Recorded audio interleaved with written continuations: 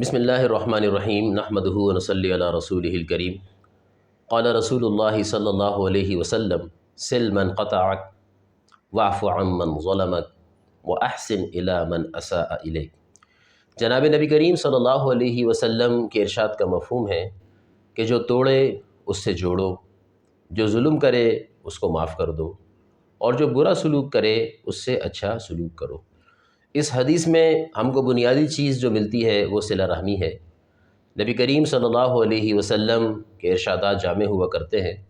اور ہر موضوع پہ نبی کریم صلی اللہ علیہ وسلم کے الحمدللہ فرامین ارشادات کے ذریعے سے امت کے لیے رہنمائی موجود ہے۔ تو صلہ رحمی ایک بہت ضروری اور ایک اہم عمل ہے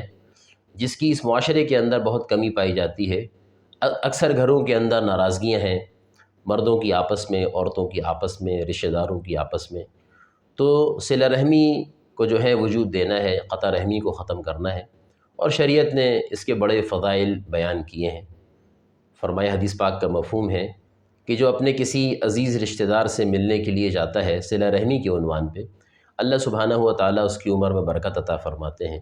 اور اللہ سبحانہ و تعالیٰ اس کی روزی میں برکت پیدا فرماتے ہیں۔ جناب نبی کریم صلی اللہ علیہ وسلم نے صلہ رحمی کے اوپر، یعنی رشتے ناتوں کو جوڑنے کے اوپر بہت زور دیا ہے۔ یہی وجہ ہے کہ صحابہ کرام اس سلسلے میں بہت احتیاط فرمایا کرتے تھے، اور صحابہ کے بعد تابعین، تبع تابعین اور بزرگان دین سے اس موضوع کے اوپر جو ہیں کثرت سے نصیحتیں، وعظ اور احکامات ہم کو ملتے ہیں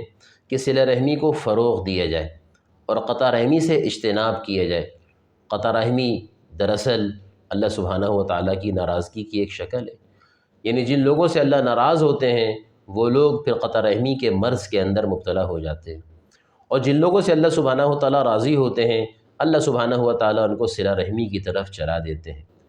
تو رشتے ناتوں کو سنبھال کے رکھنا، اللہ سبحانہ و تعالیٰ نے یہ خاندان، قوم، قبیلے، رشتے ناتے جو بنائے ہیں یہ محبتوں کے لیے ہیں، یہ حقوق کی ادائیگی کے لیے ہیں، یہ ایک دوسرے کا خیال رکھنے کے لیے ہیں، یہ ایک دوسرے کے ساتھ ہمدردی کے لیے ہیں، ایک دوسرے کی غم گساری کے لیے ہیں، ایک دوسرے کا دست و بازو بننے کے لیے ہیں۔ اور یہی اسلام کی یونٹی ہے، اور یہی اسلام کے حسن میں سے ایک حسن ہے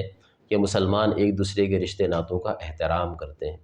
ایک دوسرے کے کام آتے ہیں، ایک دوسرے کی مدد کرتے ہیں، ایک دوسرے کا خیال رکھتے ہیں، اور صلہ رحمیوں کو وجود دیتے ہیں۔ اللہ سبحانہ و تعالیٰ ہمیں تمام عزیز رشتہ داروں سے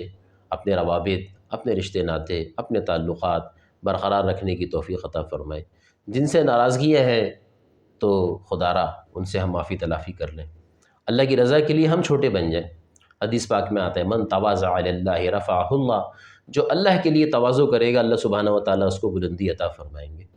معافی مانگنے سے کوئی انسان چھوٹا نہیں ہو جایا کرتا،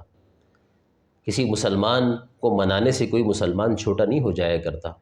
بلکہ اللہ کی نگاہ کے اندر اس شخص کا رتبہ بلند ہوتا ہے، اور انسانوں کی نگاہ کے اندر بھی اللہ سبحانہ و تعالیٰ اس کی عزت اور عظمت کو ڈال دیتے ہیں کہ دیکھو یہ کتنا عظیم انسان ہے جس نے اپنی غلطی تسلیم کر لی یا دوسرے کی غلطی کو معاف کر دیا۔ ان صفات کے اوپر اسلام کا معاشرہ قائم ہوتا ہے، اور اسلام کے معاشرے کی بلڈنگ کھڑی ہوتی ہے۔ تو عید کا موقع ہے، مسلمانان عالم سے گزارش ہے کہ آپس کی ناراضگیوں کو بھلا دیں، آپس کی رنجشوں کو بھلا دیں، آپس کی جو ہے لڑائیوں کو ختم کر دیں، اور اللہ کی رضا کے لیے اس موقع کے اوپر ایک ہو جائیں اور نیک ہو جائیں، جس کی برکت سے اللہ سبحانہ و تعالیٰ کی رحمتیں ہم پہ نازل ہونے لگیں۔ وآخر دعوانا ان الحمد للہ رب العالمین۔